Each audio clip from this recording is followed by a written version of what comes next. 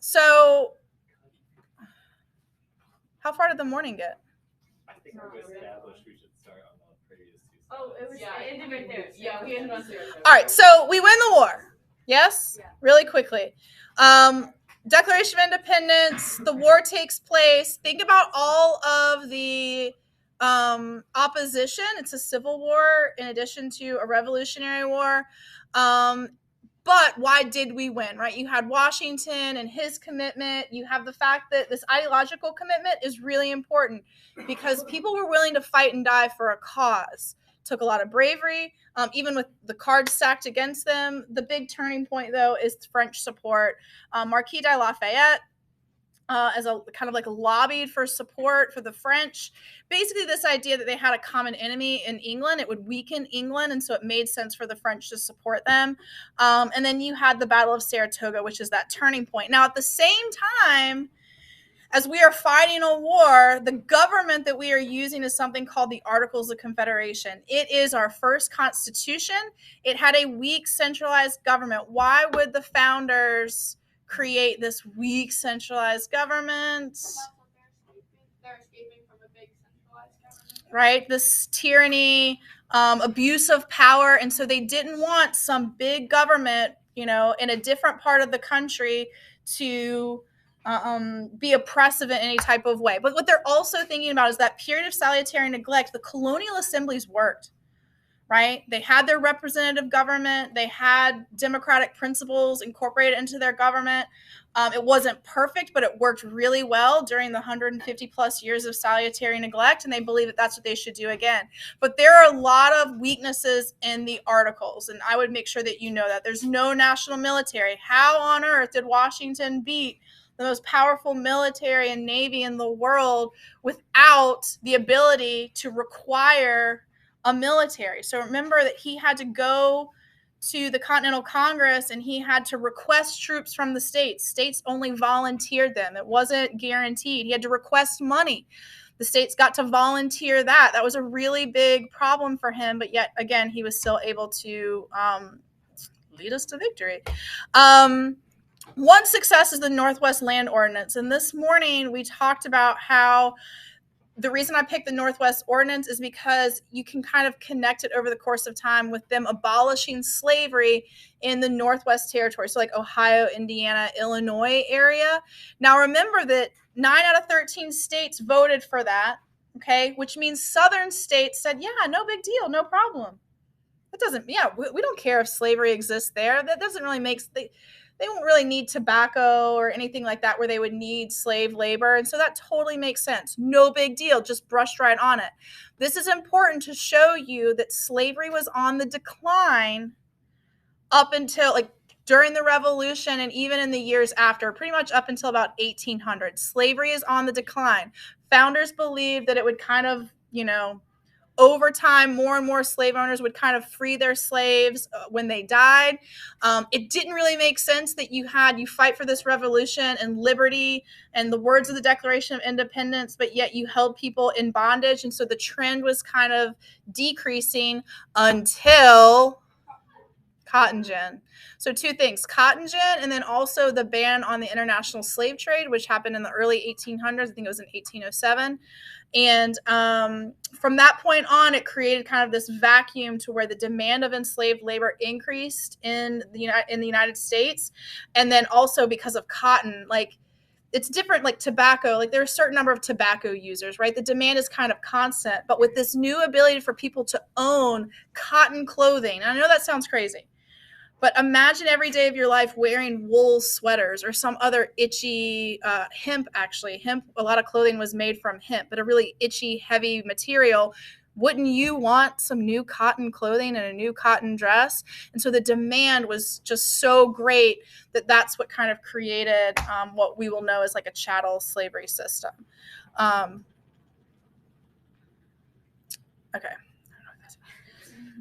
I don't know if my kids did that or not. Okay. Shays Rebellion. Shays Rebellion is in Massachusetts. Shays was a farmer. They're upset about taxes. issued by the Massachusetts governor. They created a rebellion. It turned pretty violent. They're also upset about debt. Don't really need to know that. What you do need to know is that there was no way for Massachusetts to put down that rebellion. This is after the Revolution. There's no military, like there's no, we would today, if like there was some like unrest, what would the governor do? Or what would the federal government do? They would call in the National Guard. Ever heard of that before? That would be your big federal government coming in to put it down. That didn't happen. Showed weaknesses of the Articles of Confederation. That's the most important thing there. I would bookend that with Whiskey Rebellion. That's going to show the strength of the Constitution. Oh dear.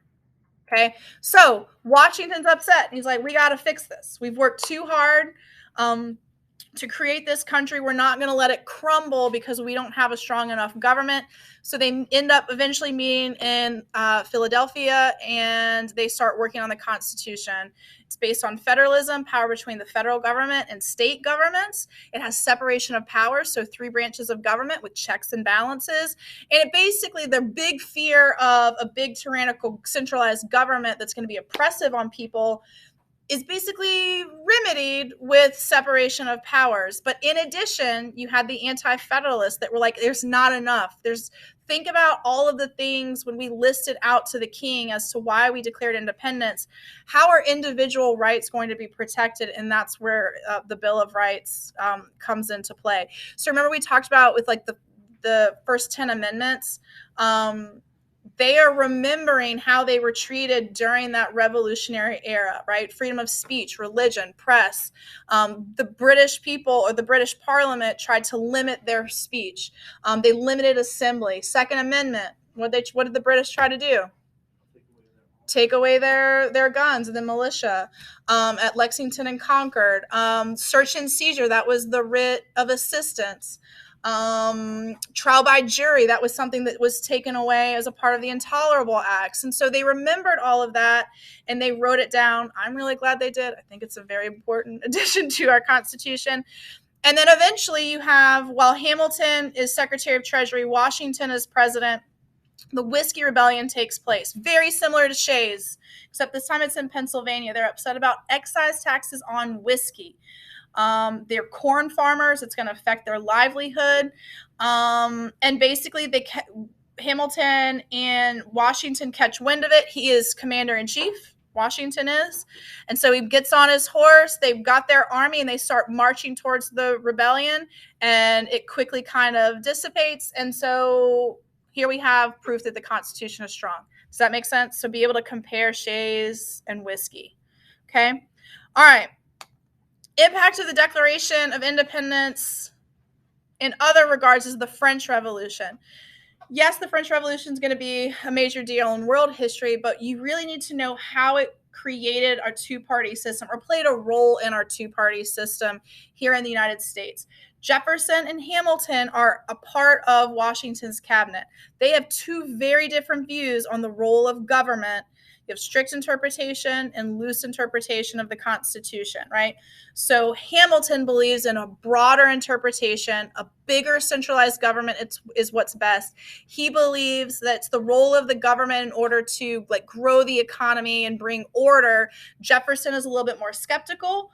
He's more conservative, and he believes that more power should be with the states, okay? But with the French Revolution, because Hamilton has worked on his economic plan and trade is so important, he's like, we got to support the British. Jefferson's like, no, we need to support the French. They had our back. We should have theirs. They're trying to form a republic. Like, it just makes sense, okay? What does Washington do? Neutrality. And that's very important because we are going to continue that trend all the way up until after World War II. Yes, we went to war in all of those years, but we did not form any type of permanent military alliance. Because the second that you do that, according to Washington, you're putting a bullseye on your back to create enemies with other countries. Does that sound about right? That's what the whole Russia-Ukraine thing is about, right? NATO. And we joined NATO after World War II. So birth of the American political parties is a part of the French Revolution. I don't know if you remember, but Jefferson, as Secretary of State, he gave his advice. This is what we should do with this diplomatic, foreign policy issue. He gave his advice and Washington didn't listen to him. So he got all upset and he resigned after that. Do you remember that? Now, he didn't listen to Hamilton either, but still. Okay. So Washington's administration had ups and downs. The French Revolution played a role in it. Hamilton's economic plan played a role. The economy did start to improve. I would know Washington's farewell address because you have to understand political parties and you have to understand the role of the French Revolution in order to understand the impact of it. So, two warnings: avoid foreign alliances and avoid political parties. We have enough people trying to tear us down from the outside. Why on earth would we want to divide ourselves from within? Why would we do this to ourselves with political parties? They didn't listen to him. But that was his recommendation. When looking at the role of women, Republican motherhood is very important. Okay. It was the idea that as women, with Abigail Adams in particular, like, remember the ladies? Remember that? They didn't listen to her. They didn't remember the ladies, but instead they justified their role in society and in politics is to teach their sons how to be good citizens. So when they vote, it's kind of like a virtual representation of that, right? You are carrying on this Republican ideal by teaching your sons how to be good citizens and good voters. So what's the impact of that on women? If they're in charge of educating their sons, they had access to better education. And again, for women, if you were more educated, you seemed more like a wife when a man is trying to like court you. And I know that sounds horrible. Remember, for women, you went from the responsibility of your father. So you were your father's daughter, your husband's wife, and then your son's mother. Like, that was pretty much the extent of the role that you carried within society. And the College Board always likes to ask about women. There are questions specifically about women on the midterm. I saw them today. Okay. Alien Sedition Acts is good because we're talking a lot about immigration today and new immigrants and discrimination. Here you have an example of recent immigrants into the United States were discriminated against, and the Federalist Party tried to silence them. That's what sedition means. And then there was a big pushback. And as a result of the Alien and Sedition Acts, you had you had support for the Democratic Republican Party. And that is how Jefferson is going to win the election in 1800. It's called a revolution because it's the first time you had like Federalists dominated. And the people are going to react to that, and they're going to make their voices heard, and they're going to move away from the Federalist Party, and they're going to vote for the Democratic Republican Party. First time in history, it was a peaceful transfer of power. John Adams could have been like, no, screw you guys, you don't know what you're talking about, and he could have used the military to stay in power, but he didn't, because remember, he only served one term. And at that point in time, there were no term limits, remember? So he could have, done a bad thing. It's a good thing Nixon wasn't the second president of the United States, or Andrew Jackson. What would they have done? All right, that's time period 2. Nope, that's a lie. 3. Nope, still a lie. Still going with time period 3. All right, I've already talked about them. 2 political parties. Feel good about it? Time period 4.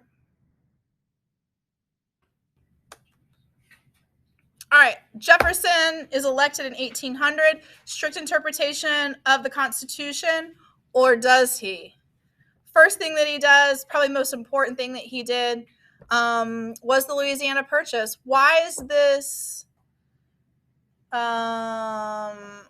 I'm looking more contradicting to his constitutional principles. Because in the Constitution it doesn't say anything about the president buying or continuing. Nowhere in the Constitution does it say the president has the authority to purchase land. It has the ability for him to like manage land, so think like Department of Interior, but nowhere does it say specifically that he can do it. He knows that he stretched the Constitution. He said that he stretched it so much he probably cracked it. But was it a good idea? Yes. How did he justify it in his brain, right, that it was within his powers to do, or why he wanted to do it? How so? Be more specific. Be more specific.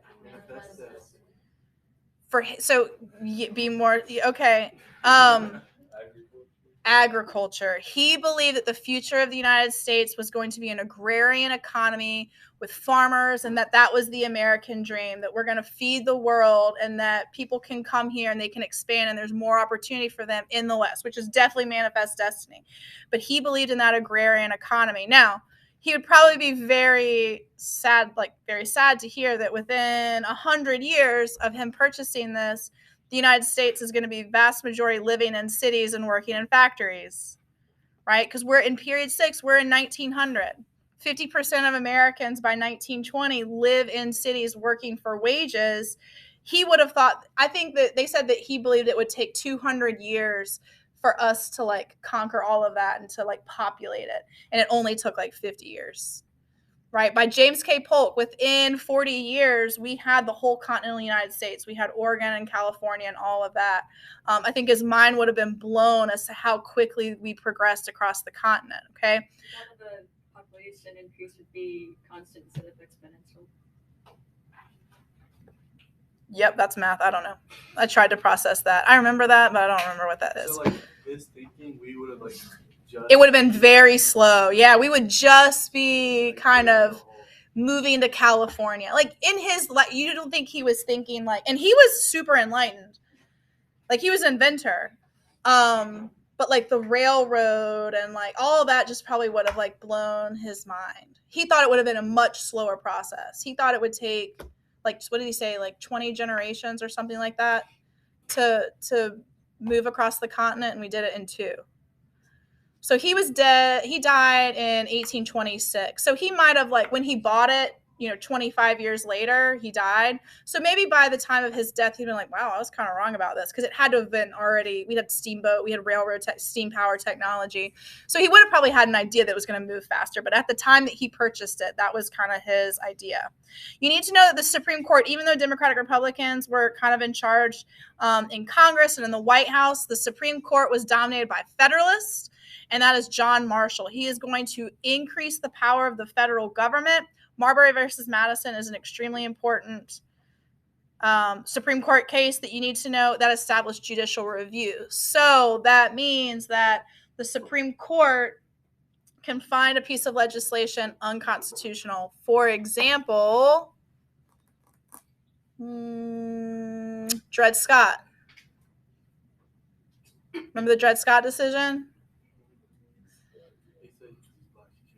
Right. And then it also declared the Missouri Compromise unconstitutional. So it's a piece of legislation that, because of John Marshall and his ruling, it basically said that the Supreme Court got to decide about slavery in the West. Was it a broad interpretation?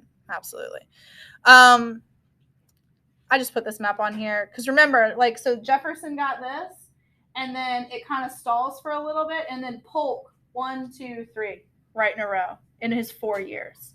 So expansionist president there. And again, that's going to be moving into time period 5. But before we get there, Second Great Awakening, make sure that you understand that it inspired new reforms. The idea is that through religion, it's yeah, you go to church, but what are you doing outside of church in order to improve society, in order to do good works, that's how you get to heaven. And so because of that, there were religious people in the North, primarily, that were using religion, or religion was inspiring them to help improve society, because society was kind of struggling, especially with alcoholism. So if you think about the temperance movement, slavery with the abolition movement, education reform, prison reform, right? It's mostly these Christian women primarily, and some men thrown in there, that are trying to improve society in these areas. Now, how does abolition and temperance, how does it lead to the women's rights movement? Well, the women are participating or trying to participate, but they were upset that they were prevented from attending anti-slavery conventions. They weren't allowed in the door. And they're hold on a second. We're doing the pamphlets. We're going out. We're putting in all this legwork, but we're not good enough to attend your fancy convention. And so that's when women Elizabeth Cady Stanton and Lucretia Mott, they organized the Seneca Falls Convention. And that was the document where it kind of modeled or resembled the Declaration of Independence, but everywhere they said the word man, they wrote women. Do you know what I'm talking about? And so that's important in understanding. I already listed a few secular ones, like so having to do with education and things like that. The early market revolution is technology is increasing. So think about how different these technologies are than that of the technologies we just learned about in the Industrial Revolution. Don't call this an Industrial Revolution. This is, if you compare the two, this is like hardly anything, right? Major improvements for the time period. I think the most important thing is, and I think it's on the next slide, is looking at the fact that a lot of it's going to have to do with improving the economy, becoming more industrialized in the Northeast, but also connecting with transportation.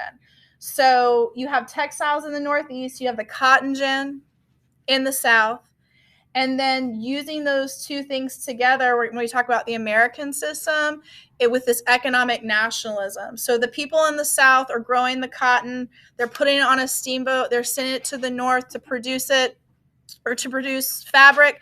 That fabric is then sold to, and other goods are sold to the farmers in the West. The farmers in the West sell their food or feed the people in the cities and feed the Southerners, downriver, if needed, especially like wheat and corn and things like that. And it all kind of works together. That's what economic nationalism is, okay? So that's what the American system did.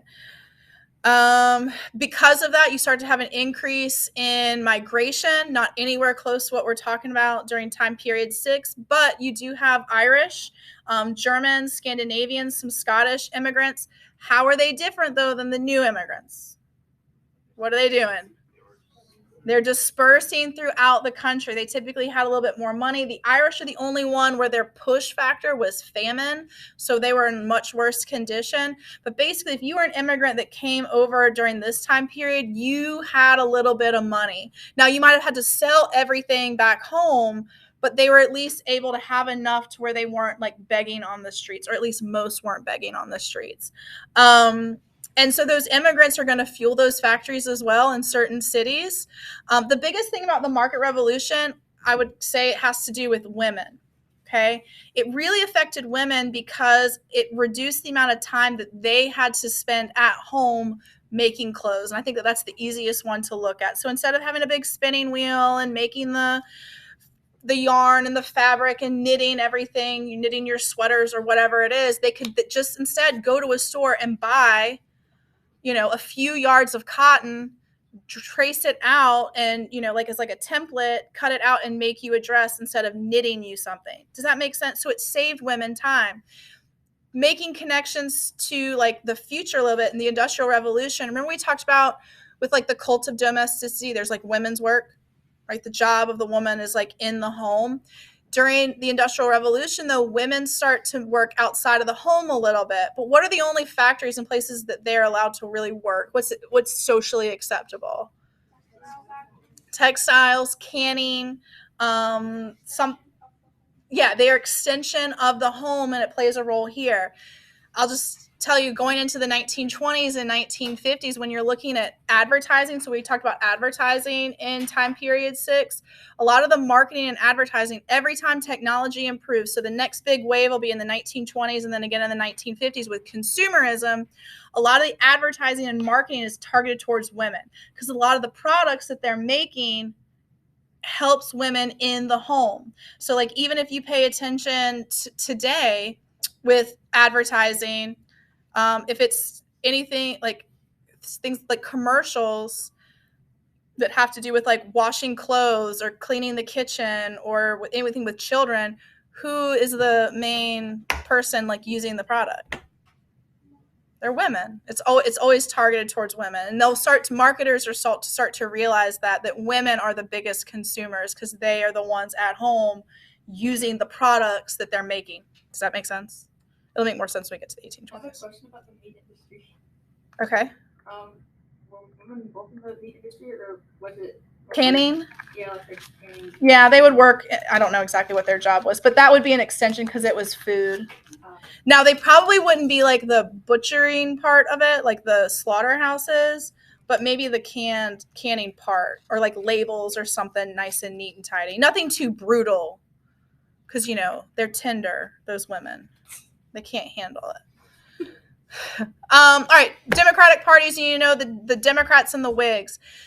This is our second party system, so we've moved away from the Democratic Republicans and the Federalists. Democrats, more conservative. Whigs, a little bit more liberal in regards to the role of government. So like on the board, I don't know if you see up top, I try to do this thing that went along the timeline where it's like, why do political parties kind of change?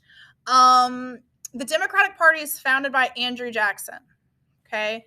They're the party of the common man. Universal white male suffrage played a large role in that. Do you guys remember how universal white male suffrage started? Yes. All right, go for it, Amy. It started in Ohio or like that region Uh-huh. because all the men that were moving there were like not super rich and not owning a lot of land. So in order to get a big enough vote and like representation, they let poor men vote. Mm-hmm. So Poor white men vote. Everyone was like, oh, like we should do that. So then it spread. Yeah, and so pretty much that's exactly it, where they relaxed those voting requirements because they didn't appreciate that back in their home states of Pennsylvania or Virginia or North Carolina. And so when they moved west into Kentucky, into Tennessee, into Indiana, they lowered those voting restrictions. So the common man, you didn't have to own land in order to vote. You just had to be white, where they were able to vote. That is how Andrew Jackson got elected. He did not cause universal white male suffrage. He is a product of universal white male suffrage. Because remember how controversial he was. He was the first president that wasn't born into a wealthy family. He grew up in poverty, kind of illiterate, honestly. He was self-taught. Why would this be really important in the 1820s? Like, why would people feel so drawn to vote for him? Is that he represented what they wanted. Right? If they're a common man and there's someone just like them that's made it to the White House, right? I can have that life too. Hope is a really important part of the American identity, and that even the same thing with like the Rockefellers and the Carnegies. Do you know what I mean? It's this idea that it's like, oh, I could be like that one day. For poor Southern whites that didn't own slaves, we talked about that too. Why did they continue to support an economic institution that kept them poor? Like, one day, yeah, that could be me one day, right? And so that's a part of this American identity where they liked to see someone that they felt like they could relate to. And from this point on, American politics, presidential politics, is different. From this point on, the candidate has to be relatable to the American people, whether they really are or not. Right? They have to at least pretend like they are. So if you think about William Henry Harrison, log cabin, hard cider, he wasn't born in a log cabin, but they told everyone that he was. Same thing with current politicians wearing Carhartt jackets that have never worked a day in their life outside of an office building. Cracks me up. Or trucker hats, right? All of that is a part of this image that we try to, where we can relate with someone. They've got our back, even though they're obviously very different from the common people. In response to the Democrats, you have the Whig Party being formed. The Whigs come later. They are a reaction to the Democratic Party. So that King Andrew I cartoon, do you remember that one where he's dressed as a king? A Whig would have been like, yeah, that was the intended audience. There are Whigs. They are making fun of Andrew Jackson in that cartoon. And they are a new party. They want to return to the American system. Let's use the government to support business. And so, like, if you look at that chart up there, there's a direct correlation between the Federalists to the Whigs to the Republican Party. They're kind of your party of business. Even today, the Republican Party is the party of like fiscal conservativeness. That's the really right wing one, not the. Well, but it's different, right? At this point in time, they believe that government should step in to help business. Now it's different, where they believe government needs to back off to help business. But that's a continuity. Same thing with the Democratic Party. Democratic Party of Jackson, of the common man, the people. Again, at this point, they think no government is the best thing for the people. Over the course of time, the Democratic Party is still like welfare. right? Socialized healthcare, all of those things, they believe that helps the majority of people. It's just now they believe that the government needs to get involved in order to do that. So if you think about the role of government has changed over time because they've reacted to events in history. But if you think about the foundation of what the parties kind of stand for, it's not that different. Does that make sense? So we need different definitions for when yeah, the parties are branches get really polar. It has to do with the role of government. Okay. Important conflicts over the time period. So tariffs. This is how sectionalism is going to begin. It's going to start with tariffs. Whigs want to raise tariffs. Why would Whigs, the business party, like tariffs? Because it taxes foreign goods so that, because they're the competitors, so that Americans will buy American-made goods. For Southerners or for farmers, rural people, what's the impact that they see of tariffs? Because they're not getting a kickback in regards to like more job opportunities and more, higher wages or whatever. Because that's what you'll see in the cities. So what do Southerners see when tariffs are higher? Less people are willing to buy their products, and also they only have one source, so they can raise the price to what they're feeling. Prices are just more expensive. If we taxed all of the cotton t-shirts made in China across the country, any product, clothing product that's made in China, if we put a tax on that so that Americans would buy American-made t-shirts, well, it's nice we're buying American-made t-shirts, but what are you, the consumer, doing? You're paying more, and that's how Southerners saw it, and that's very important. It's very important, okay? And so that's going to start the first tension, and then you have the Missouri Compromise. The Missouri Compromise is the first example of the fight over slavery expanding into Western territories. It is a Band-Aid. Do they solve the problem? Nope. It was a temporary compromise. It solved the problem for Missouri. It solved the problem for about 30 years. But then you're going to have California becoming an issue, compromise of 1850, and then the Kansas-Nebraska Act, and then it's just downhill from there. It's going to lead to the Civil War. Okay? All right, let's talk about period 5. Any questions? What time is it? Oh my God. I'm going to be here forever. All right, period 5. Wait, this is my last one, right? We got this. Manifest destiny. You need to know racial superiority with this one. God-given right to expand west. They believed that they could do better with the land than Native Americans. So remember this image? Right? Savages. They don't know what to do with it. Think Indian Removal Act, even with Andrew Jackson. And so this was kind of the mentality of the time period. It's going to lead to the Mexican-American War. So Polk, remember, he wants to buy, the Mexican cession, and Mexico won't even see him. And so he got all upset about it, and he basically started a war with Mexico to take the land from them. The Wilmot Proviso is very important because this is when tensions between Northerners and Southerners is going to increase even more. Northerners are saying, well, listen, because Southerners, remember, they wanted to go to war because they saw it as an opportunity to expand slavery into the West. And so Northerners were like, all right, you say that this is about American blood, American soil, so prove it. Sign this and put this as a part of our, an amendment where it's like, if we win the war, that slavery cannot go into those territories. If this is really about American blood and it's not about expanding slavery. And Southerners got really defensive. And to me, this is a turning point where things get really interested with this back and forth and this competition over where Southerners were like, they're trying to limit it. They're trying to come after us, and they get really defensive about it. And this is kind of the beginning in period 5 where tension starts to increase over the issue of slavery expanding. Okay. Old immigrants. We're good. Y'all got that. New legislation is going to, during the Civil War in particular, expanding west. You've got the Homestead Act. That's 160 acres of free land. Did it really help that many people? Land wasn't all that great, but it was this idea that we're going to move west and populate that area. The northern cities are becoming very overcrowded. Why aren't people going into southern states before the Civil War? There's no work for them, right? So that's the main reason that Northerners wanted to limit the expansion of slavery, is because they're worried about the effect that it's having on the industrial or the Northeast with population. And so they're like trying to get everybody to move out. We got to spread out. We've got the land. Let's everybody get out. But if slavery expands into the Colorado gold mines and Utah and Nevada, that's going to limit work for them. And so they're really trying to push people out.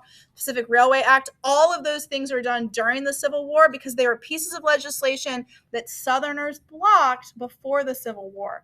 Why would Southerners not want people to move into Kansas and Nebraska as homesteaders? Or why wouldn't they want a railroad to go through north of that 3630 line? They're all going to be free states, right? And they're going to lose more power. So that's why they were done during the Civil War. Know that abolitionists were a very, very small percentage of the population. You're looking at about 10%. Most people did not want slavery to end in the South. It was like a small percentage of a religious group. Because again, Northerners were worried that if slavery is abolished, what stops them from coming up here and more job competition, right? And that was the whole free soiler idea. Is they didn't want free blacks out west. They wanted it for white men, free soil, free labor, free men. Okay, I would know.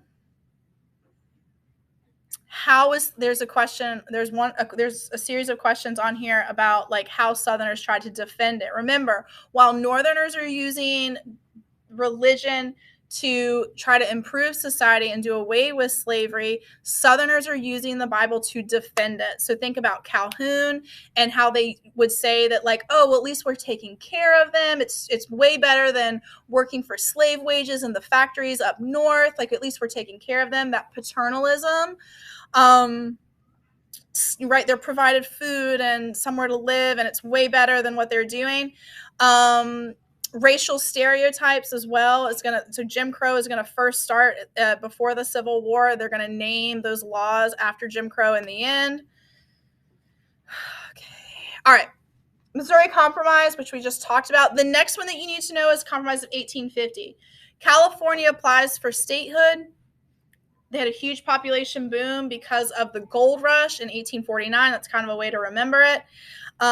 Henry Clay, his last hurrah, he dies shortly after this. He is going to negotiate it. And basically, the two things that you need to know is that California is free. That's what the North get out of it. And Southerners wanted what? Fugitive slave law. That's the main trade-off, which basically means the federal government's going to go into these northern states like Philadelphia and Pennsylvania, and they're going to hunt slaves and they're going to send them back down. Because remember, Pennsylvania, like Philadelphia in particular, had a really large free black population. And so that was something that Northerners really didn't like. They hated the fugitive slave law. It's going to increase abolitionist movement, and it also shows people that there was like this belief that there was this Southern conspiracy for like power, that Southerners were infiltrating the government, even though there was such a small percentage of them, and that they were going to be using their power and basically holding Northern politicians hostage on things in order to get what they wanted. So a lot of divisiveness between the North and the South. All right. Do you guys remember the Kansas-Nebraska Act? We're starting to get pretty close. This wasn't that long ago. Do you guys remember Kansas-Nebraska? Popular sovereignty. Stephen Douglas wants to build a railroad to connect into Chicago.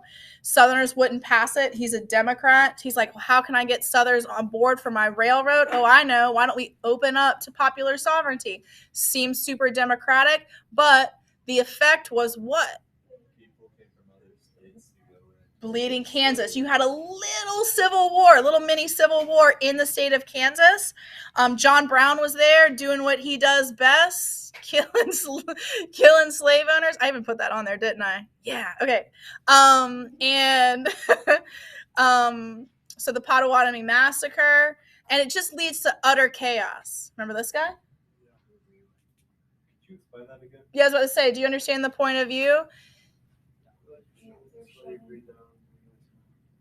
Do the people of Kansas want it to be a slave-holding state?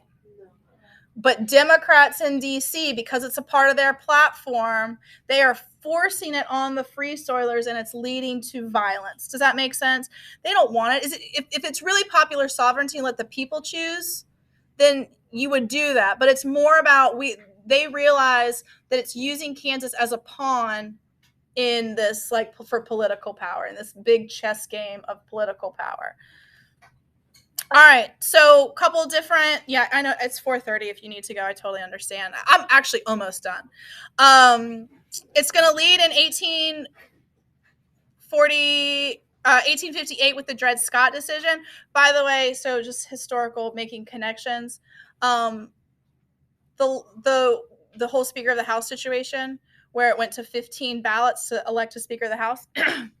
The last time that it took more than, I think it was like 11 votes, in 1856, so when this event happened, same year this happened, was the last time that it went more than 10 votes or whatever. It was the same year that this happened. And I don't know if you also saw that it got a little heated on the House floor a little bit. There were no one almost like was killed, but some words were said. Anyways, in 1858, you had the Dred Scott decision, where the Supreme Court basically ruled a few things. One, African Americans are not citizens. You cannot vote. What constitutional amendment will have to be added because to basically undo this court case? 14th Amendment, where it identifies citizenship. So because the Supreme Court interpreted the Constitution that African Americans weren't citizens, that would have remained the same, the law of the land, unless they amended the Constitution. So that's why we have the 14th Amendment. What? Oh, okay, good. Which is obviously very important, one of the most important amendments. But it also temporarily allowed slavery to expand into Western territories. Northerners are very upset. Tensions are high. They're beating people's brains in with their canes. Do you guys remember that he got kicked out of Congress, but then what did all of his constituents do? Because they were so happy about what he did. They voted him back in, but they also sent him canes from all over the country where it's yeah, good job beating Sumner's head in. Could it happen now? It could happen. It could happen. All right. Republican Party, make sure you know. Republicans wanted to stop the expansion of slavery into the West. They were not abolitionists. Abraham Lincoln had no intention on freeing enslaved people when he ran for president in 1860. Okay? It was a free soil platform. He's going to debate with Stephen Douglas. In the end, he's going to win the election without a single Southern vote. So you guys remember how everybody was throwing their hat in the ring? The Democratic Party was split. Stephen Douglas was your popular sovereignty guy. Southerners were like, heck nah, Dred Scott all the way, expansion, constitutional right. And then John Bell was like, well, hey, you guys, I'm going to play too, hoping that some moderates would kind of leave the Republican Party and vote for him. It was a cluster. In the end, okay, Abraham Lincoln won without any votes. And again, if you look at the difference in size of these states, the Southerners brought it on themselves, right? When the majority of the people in your states are enslaved and they only count as 3/5 of a person because they're not citizens and they're not human beings, you have no shot at competing with some of the sizes of these larger states. And so with that, Abraham Lincoln is going to win. In the Civil War, you need to know the Emancipation Proclamation. You know what it did. It only freed slaves in rebellious states. I would also know the Gettysburg Address. Hint, hint, nudge, nudge. Birth of freedom. We're not going to fight for all of this and it all be for nothing. In the end, what did he want to have happen? Or what did he allude to in his Gettysburg Address? Well, no, he was alluding that they're not going to die in vain, right? It's we have a problem here. There are people fighting and dying for this, kind of on both sides. But in the end, the 13th Amendment has to happen. He talks about a new birth of freedom. It's a beautiful speech. It's amazing because he goes back to the Declaration of Independence, right? He starts it out 7 years ago. He's talking about the Declaration of Independence. And he talks about all men being created equal. And at the end, he talks about how a nation of the people, by the people, for the people shall not perish, and talks about this new birth of freedom. He's alluding to the 13th Amendment. Okay, the North is going to win. I feel like you guys are good on that. 13th Amendment abolished slavery. 14th gave citizenship. 15th is going to give them voting rights. Sharecropping system is kind of like an extension of slavery. It's like economic slavery afterwards. That's going to connect into Jim Crow during period 6. Why does it all end? Compromise of 1877. All of your radical Republicans who believed in big government and protecting the freedmen, they've died out. Lincoln is gone. Thaddeus Stevens is gone. Sumner is gone. The only thing that you have left is an economic depression and a bunch of Republicans that are ready to focus on the economy. We did a good job. Pat yourself on the back. Compromise of 1877 happens and it returns home rule. That's when Jim Crow officially begins. That's all a part of time period 6. It'll go all the way through time period 7. So Jim Crow is going to last up until the late 1960s. 1960s. Isn't that crazy?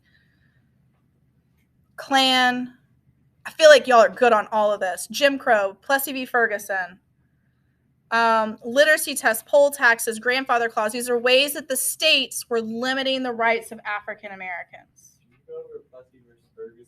So Plessy versus Ferguson was a Supreme Court case where the guy was suing over segregated public facilities. And what in the Plessy decision, the Supreme Court said, as long as there are equal access, as long as there is a train car for African Americans, it's equal. Separate is equal. And what it did is it legalized segregation all the way up until the 1960s. So 100 years after the Civil War. Brown versus Board in 1954 is going to reverse it. But still, like, even in 1954, like, it reversed it. But then, like, you actually had to have them test it legally to end up integrating a lot of those things. Like, they talked about all deliberate speed. There were high schools in around the country that weren't racially desegregated until the 1970s. You guys know the movie Remember the Titans? 1972, that film took place. 1972 in Alexandria, Virginia. It wasn't that long ago. Isn't that crazy? All right, I think I'm done. I did it. Good job. I will be here in the morning if any B-Day kids have